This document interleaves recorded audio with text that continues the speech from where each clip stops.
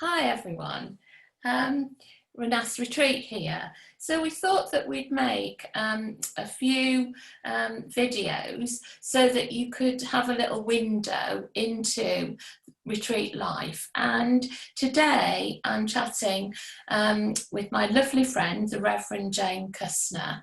And Jane has been a retreater with us for many years. She's also now a very good friend. Many of our retreaters become friends.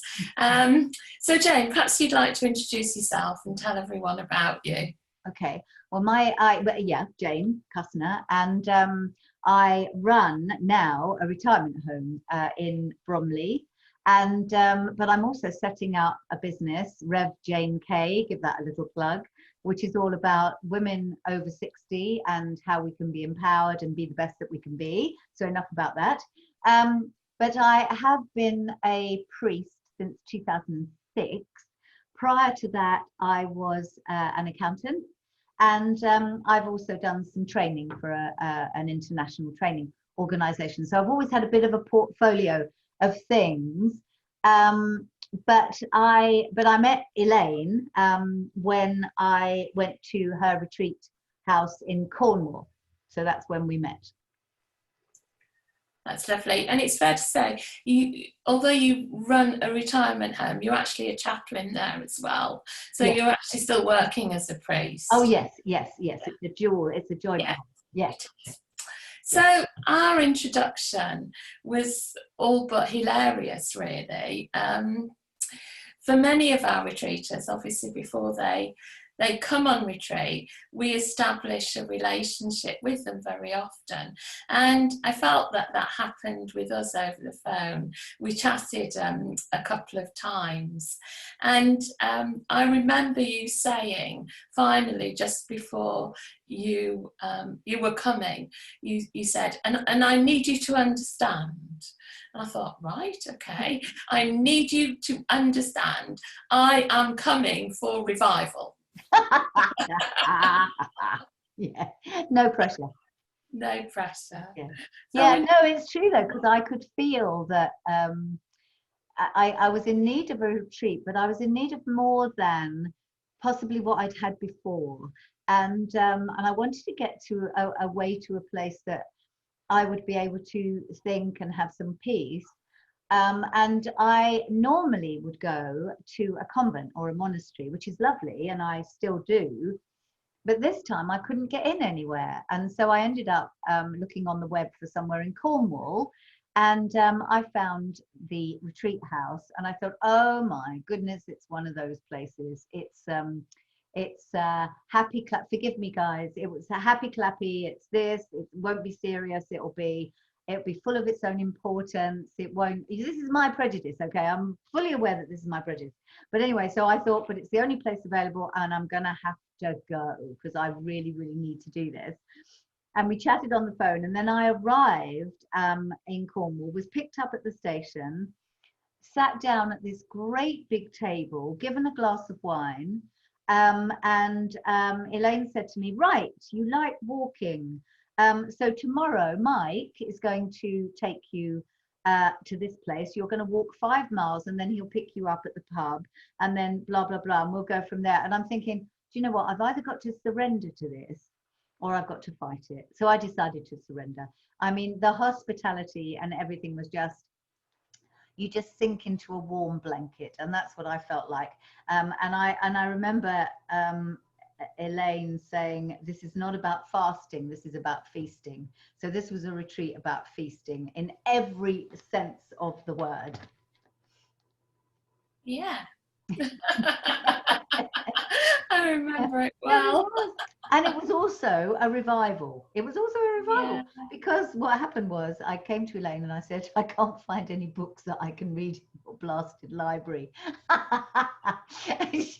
So she gave me this book by Bill Johnson, The Supernatural Power of the Transformed Mind. And I read it and it changed my life. Now, this isn't a conversation about Bill Johnson and how amazing he is, but he is. But it is a conversation that says, you know, God puts something in your path that you might never have done, but if you go with it and you go with the flow, it can transform, and it does transform. And it was amazing. And then I hoovered up several other books that I would never have read before, and it completely changed my perspective on my Christian life. And I believe it changed my ministry and my expectation of ministry. You know, much more confidence in God's bounty, and if I said intervention, but God being there for us and being in relationship with him, I think that was absolutely transformational for me, and hopefully for my congregation. Yeah. I mean, it was huge actually, because I mean, 2 years on, you ended up going to Africa, didn't you? Yeah. Thinking about it. I mean, I went back to South Africa and I worked on yeah. a township for 2 years. Yeah. But also I found a school of supernatural ministry. Who would have thought that there existed a school of supernatural ministry, for heaven's sake? So I joined that for a year, and you know, was really hungry really for this whole different aspect of God. But I think the steps of faith were amazing, because it was after that at my church we decided to build a commercial kitchen. We had no money, but we just started and it happened. And I think there were so many things that, you know, I could look back at that were steps of faith, little tiny things and great big things that happened. Yeah, I just think, you know, if we're open to new things. Oh yeah, and the other thing you did with me was some very heavy prayer ministry, Elaine. You and Mike, which was very challenging. And I remember going into the wood and burning all this stuff that I'd written down that I needed to offload. And I did a little ritual with myself and burnt it all and buried it in the ground. But we did some prayer ministry around the retreat, didn't we, as well? And we, you know, and all that stuff I really wasn't familiar with. And then when I went to Marion Ridge, I knew all about the stuff that the free churches in Marion Ridge were talking about, you know, prayer ministry and walking around and blessing things and whatever. And so I had the language and the understanding. So I'm sure that those things were meant to be, you know, one following the other, really. Yeah. And I've just actually remembered as well, I think you might have forgotten this, but you came back on holiday. You had a bit of a furlough from Marion Ridge, and you came and stayed. Oh yes, that's right. Yeah. And then you got introduced to modern day mystics. Ah, yes. Do you remember? Yes, So I do. again, you devoured all those books. Yes. And you were wondering about saying, I'm not sure about this. I've got to read again. I'm not sure. I've got to read. You devoured it so much, but in Africa, you were teaching me. I don't mean that horribly, but you know. Yeah, and then I plugged into these internet churches and ascensions. Oh my goodness. And it was very exciting. And all this time I'm an Anglican priest and I'm floating around in this other place. And it was fascinating. You know, and when you say modern day mystics, what I started to get really excited about was the threads that were running from the theology that I'd learned in a sort of Anglo-Catholic tradition at St. Stephen's House, and the threads that were running through the mystics and the language that was coming through the modern mystics that was the same. People were discovering the same, and this was all melding together. And I was really excited about that because there wasn't this new Christianity that was like something different in a sense. It was a development of a long journey of Christianity that was coming to fruition, if you like, in this discovery. And what was exciting about it was people were discovering it for themselves, not through that long journey, but people who'd never been on the journey, you know, the traditional journey. And it made me realize actually that some of the ways we take people through the traditional journey, if we want to call it that, never take them anywhere. They never get to a place of excitement and intimacy and and faith and joy and excitement, because our expectations, I want to be careful because I don't want to embrace the whole of the Anglican Church in this, but there is a tendency to have low expectations. And Confucius said, you know, he who expects little is never disappointed. And I think this is one of the things, you know, we learn to, and I'll give you an example here, if I may. Do you remember when I came to on retreat in Cornwall, and we talked about the window of weather? The weather was really rough. Yes, and we kept saying, please, Lord, give us a window of weather so we can walk the dog or do this or blah, blah, blah, whatever it was. And every time, I think without fail, God gave us a window of weather. And I've never forgotten that. And so here, when we've been in lockdown, we've not been able to go into the chapel, but we've had our services outside. And I said to my residents, I said, God will give us a window of weather. And, you know, every single service we've had here has been, apart from one, has been sunshine, regardless of the weather forecast, regardless of anything else. It has opened up for the service. And that is no word of a lie. Why would I lie? And I've said to the residents here, you must remember to thank God. Thank God, because if you don't thank him and recognize, you just think it's an accident, or it's a phenomenon, and you dismiss it, but actually God has blessed you. And if we recognize that God has blessed us, God will bless us more. And so you know, it's a whole different perspective, isn't it, on how we feel about God and our relationship with God and how he works. Yes. Yeah. The other thing that I actually love about you, that when you came back from Africa, you stayed with us for a while. Oh, yes, I did. But you whip us into shape. Jane's got a passion about communion. I mean, actually, as Christians, we all should have a passion about communion. And since lockdown, we've seen lots of people taking it a lot more. But you would come into the chapel and you would say, as oft as you do this. Yeah, I didn't quite say it like some prophet of doom. But I did say, I was very delighted when Ian Clayton actually made a big thing about we don't take communion enough in the charismatic, if you like, end of the church. And I thought this is really exciting for me because, you know, communion within that free charismatic environment is very special, very simple, very, you know, but deeply moving. And I think that was very I think that was exciting for all of us, wasn't it? When we all made a bit of a breakthrough with that, and we didn't make a big performance about it. We just put it in a circle, didn't we? And we took it, we prayed for each other, and it was beautiful. And I think now, looking at lockdown, when we have our services and everybody brings their little cup and their little bit of bread, and we all eat it at the same time, there's something very simple and beautiful about that. You know, how do we follow Christ's command, you know, in unusual situations? So yeah, and I think the key is really, I don't know, the key is to be open to learning, even if it feels uncomfortable, even if it feels well, I think particularly if it feels uncomfortable, it is something that we ought to be doing.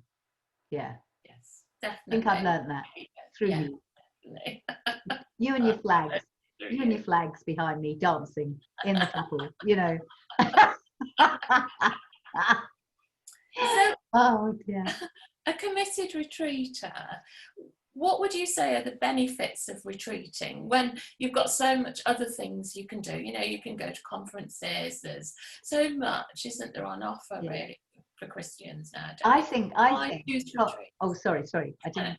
No, but I feel quite strongly about conferences, because I think sometimes conferences can be an excuse not to meet with God. So if I'm filling my head with stuff and I'm doing this and I'm, you know, they have their place. Yeah. But if you need a retreat, you need a retreat. And a retreat for me is, well, obviously you've taught me, it doesn't have to be abstemious. but it's a place where you take yourself away from the normal and immerse yourself in something very different. I think if I've learned anything from retreating with you, it's let it go, let it flow. Face the resistance, go through it. Trust that God is doing a work.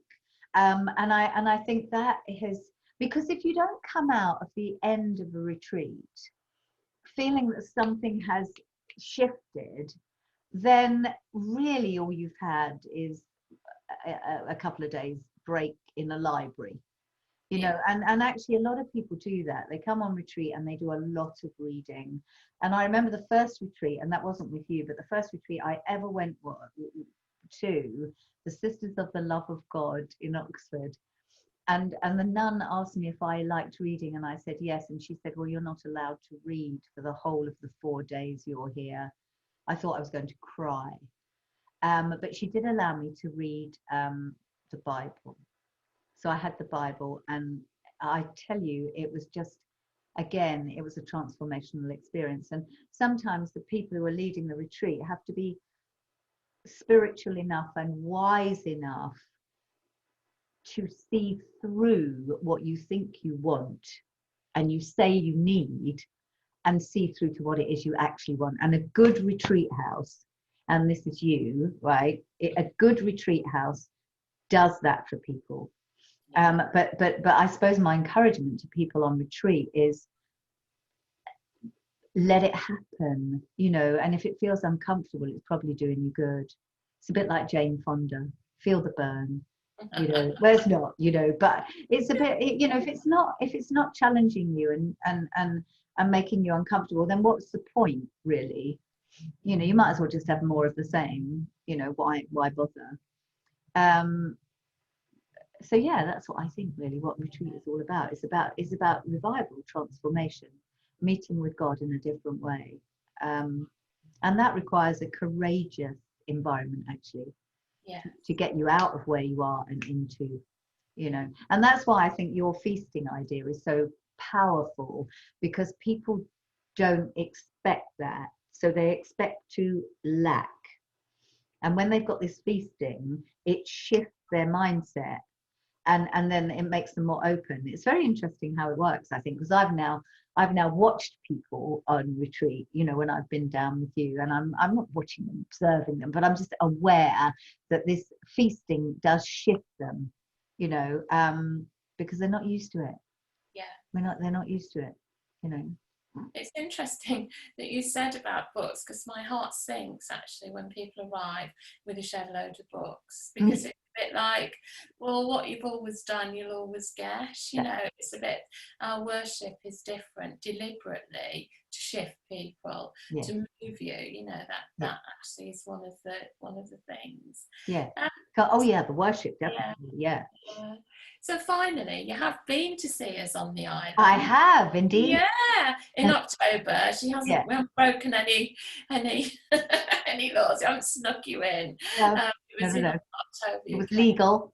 It was legal. Yeah. So, what was your impression? What did you think about it? What the hell? And your plans and everything. Yeah. I mean, obviously, I was the only one there then, wasn't I? Okay. Yeah. And really it was in the house, and the house, it's funny because although it's smaller, it feels the same. The whole ambience feels the same as it did down in Cornwall. So the spirit is there, and the chapel is lovely, and feels a place of worship. And I think you felt, didn't you, with Mike, that the thing you need to get going really quickly is the worship. That has to be building, because everything else builds around it. So that was really interesting. I mean, obviously the atmosphere of feasting is the same, but the beautiful around there, and walking, and the emptiness actually of the Isle of Man is really interesting, compared to when it's busy. I've never been there when it's busy, and I'm not likely to, but the emptiness of it is beautiful, and the walking and the peace. So there's, I don't know how to describe it really, but it's like being enveloped in a place where you feel loved and appreciated, which gives space for some challenge. And I think, you know, listening to your plans and how you're going to develop it with the pods, and then we went around and looked at various things, didn't we? So I felt very privileged actually to be privy to those conversations, and just to experience the place. But I think what struck me was it's the spirit, the ambience, the culture, the character is very similar. You know, it's shifted from Cornwall to the Isle of Man. Yeah. That's good. Yeah. We have, despite lockdown, we have been able to implement worship, which is really good. And we do a worship evening on a Thursday. Yeah. And we have a local violinist, a fiddle player come along. She's amazing. So that's really beginning to develop again. And we're loving it. Yeah. So I think your connections with the community have always been amazing, like the artists and the musicians in Cornwall, and building that up again here. It's about that centre of worship, like pulling people in, isn't it? It's amazing. Yeah. Oh, and I wanted to tell you you had some people, the Pang Orchestra, and you see that's the other thing. That's the other thing. You see, you inspired me to invite Steve Tebb, I'm name dropping now, but invite Steve Tebb to play at a praise service at my other church. And that people loved that. And then the Pang Orchestra that you had down in Cornwall, I invited them here at the retirement home, and we had 12 people, I think, that just loved the whole ambience of it and have said that they want more of that. And they, you know, and in fact, it's interesting here that although we are an Anglican organization, you know, we have a very big spread, and there's a lot of people here who would like much more charismatic, more transcendent sort of worship. And so I think they have an agape communion where they have lunch, and a silent communion, and all these things that I think there are people here who are still, you know, still experiencing God and learning and changing. And I think that's very exciting as well. And, you know, some that aren't, but a lot that are. But, you know, we pray for people, don't we, that we continue to grow and we continue to change and transform and experience more of the love of God. And I think that's what it's all about, really, isn't it? It is. It is. It is so lovely as ever catching up with you. We do miss you so much. Well, I'm coming as soon as I'm allowed. Yeah, I don't know when, but yeah. So. I might have to swim. Oh, that's lovely. Anyway, thank you. Bye. Bye-bye.